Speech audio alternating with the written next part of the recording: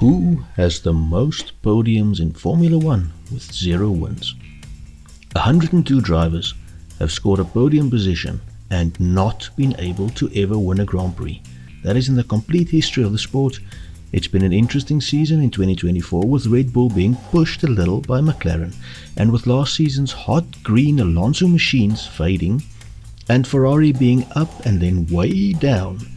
It triggered something in the sad grapefruit between my ears that made me wonder who was the scorer of the most podiums without managing a win. Interestingly, Lando Norris of course held this record until smashing his GP win duck in Miami. Who holds it now? Wait and see, young grasshopper. Top 10 most podiums without a win. 10th, Derek Warwick with 4 podium finishes. The Englishman started 147 races throughout the 80s up till 1993 for a host of teams. He was being lined up as a teammate to Ayrton Senna at Lotus, only for the Brazilian to reportedly use his number 1 contract status to veto Warwick as partner, apparently arguing that Del Boy wasn't a genuine number 2. I think we're on a winner here, Tree. Alright, play it nice and cool, son. Nice and cool, you know what I mean? And therefore wouldn't properly support Senna in the title fight. That is high praise, I guess, if Senna feels threatened by you.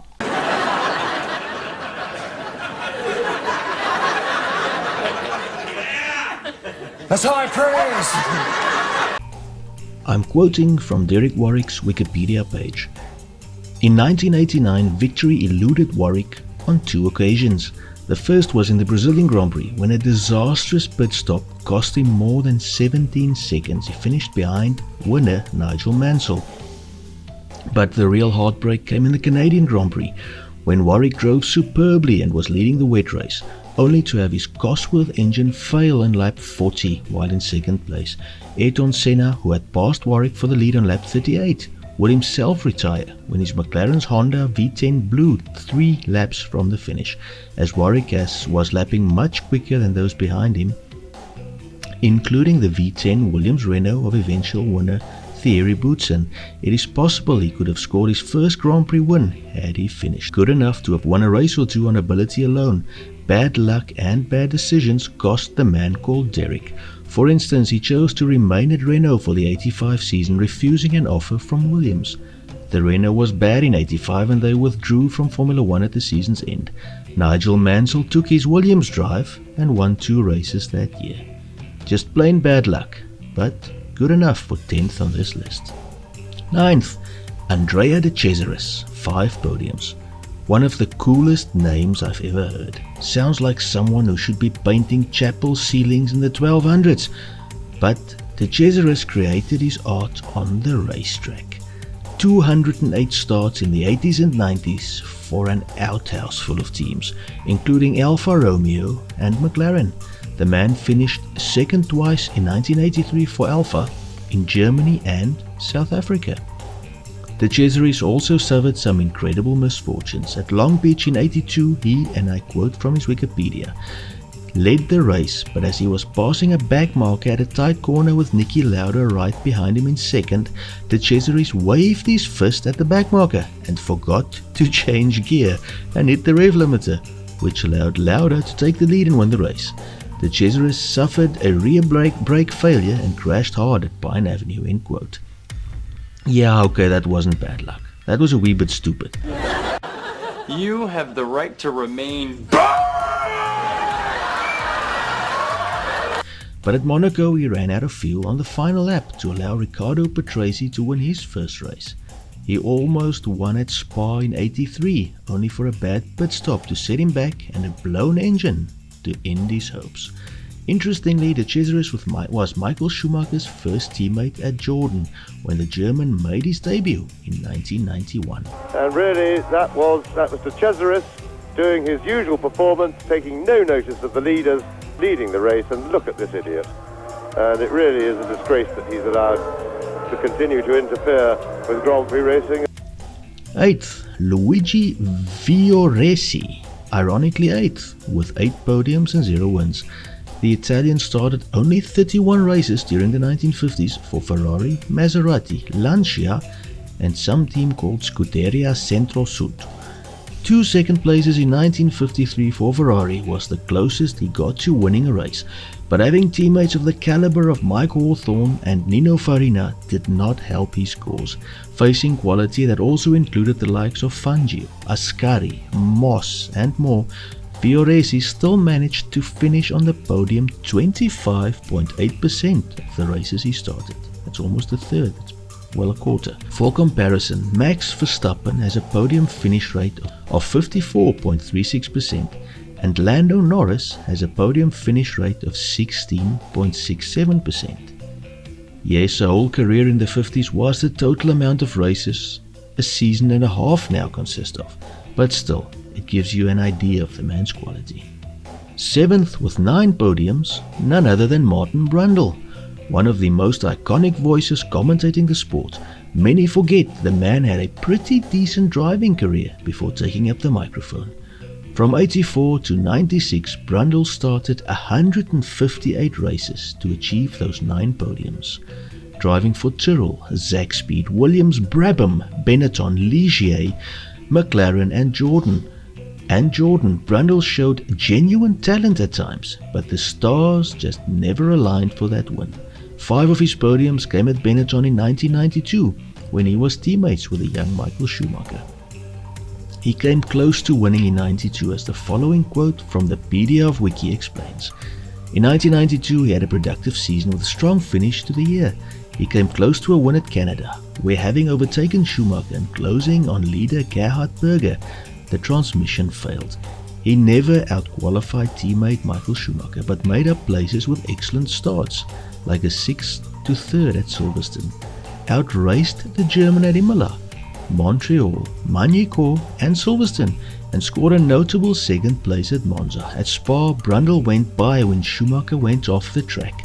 Schumacher noticed blisters on his teammates' tyres on his return to the circuit and came in for slicks, a move that won him the race.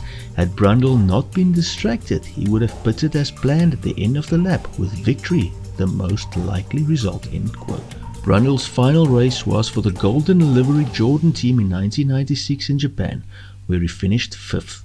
In 1997 he started his career as a commentator, and I for one am eternally grateful. Martin Brundle may not have achieved a win in Formula 1, but in my humble opinion he has been brilliant in front of the mic and achieved even more as a commentator than as a highly respected driver. 6th, Eddie Cheever with 9 podiums. Yes, the rarest of things, even more difficult to find than a world-class driver in Red Bull's 2nd seat, a successful American Formula 1 driver. 132 starts throughout the 1980s for 9 teams, rarely for a top team, which means 9 podiums were an impressive total. Racing for Ligier, Cheever finished 2nd at the 82 Detroit GP's home race. For 83 he joined Renault alongside a young Alain Prost in a team expected to challenge. They did, and he scored 3 podiums. The team though lost both championships late in the season, and Cheever got the sack, never being given a chance in a competitive car again. Driving for Arrows in 88, the man finished 3rd in the Italian Grand Prix at Monza, having almost been disqualified when his Arrows fuel tank was found to contain too much fuel. Fortunately, further exams showed that the tank size was actually smaller than initially thought. Ironically enough, the podium cost him a new pair of sunglasses for his chief mechanic. Gerhard Berger won the race, and it was the only time that season that the McLarens of Prost or Senna did not win a race. 5th, Jean Berard, 9 podiums. I've never heard of this guy before researching this video. He only started 52 races for 9 podiums, also during the 1950s. Unfortunately lost his life in a sports car race, aged only 38 in 1959. Interestingly, he did manage a win in the 1952 Rheims Grand Prix, which was unfortunately not a championship race, as all races on the calendar did not count towards the total. which of course makes absolutely no sense to my little brain, because why on earth are they then on the calendar? But as recently as the 1980s, all races didn't count to your championship total either, with only a certain amount of your best finishes actually counting. What can I say? This has always been a strange sport.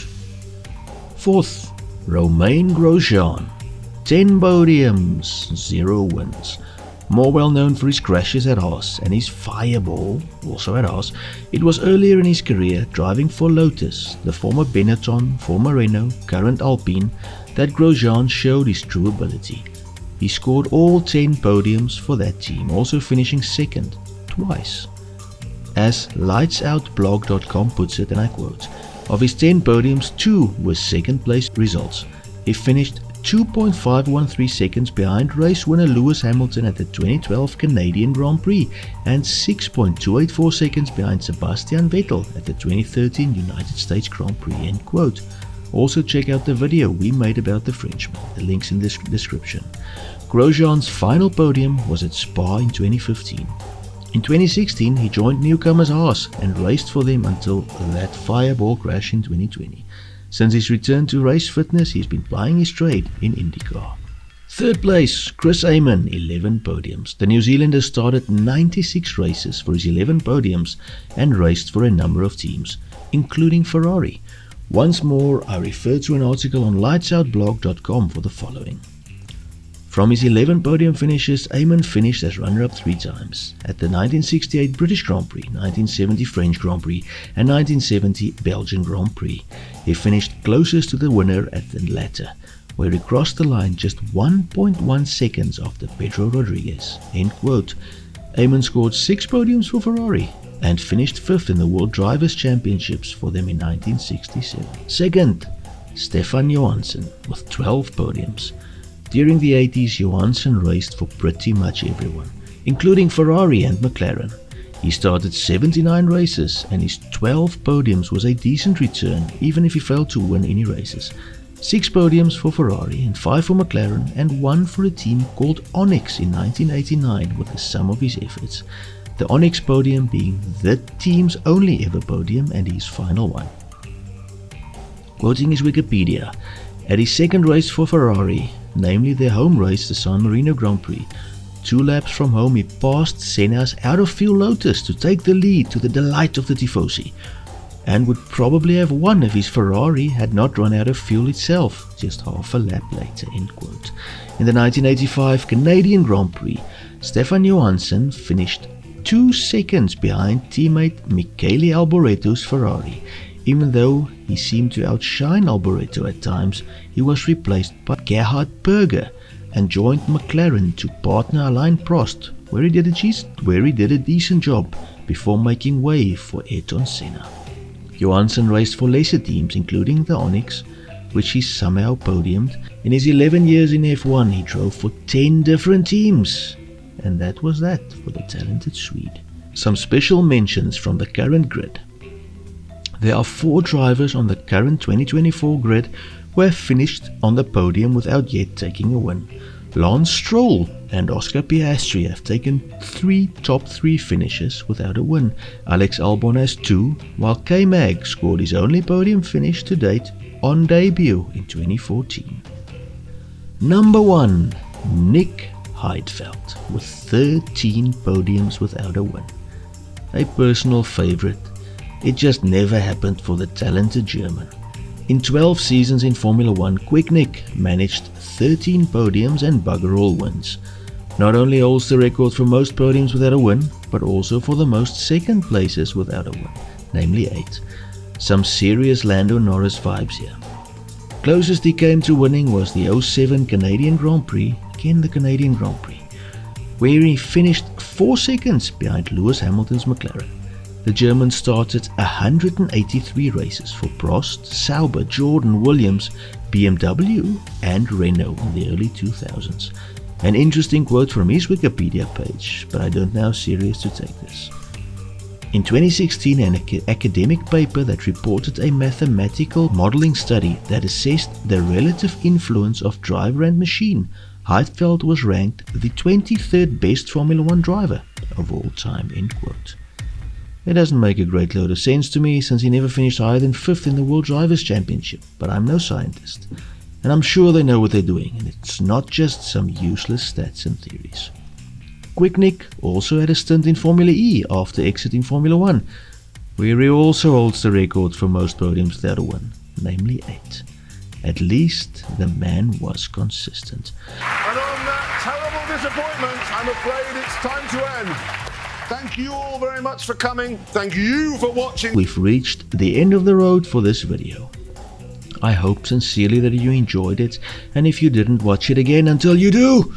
I'm like a fungus. I grow on you after a while. And with that beautiful thought, it's time to love you and leave you. Hope you consider subscribing to help a small channel become a less small channel. God bless and goodbye.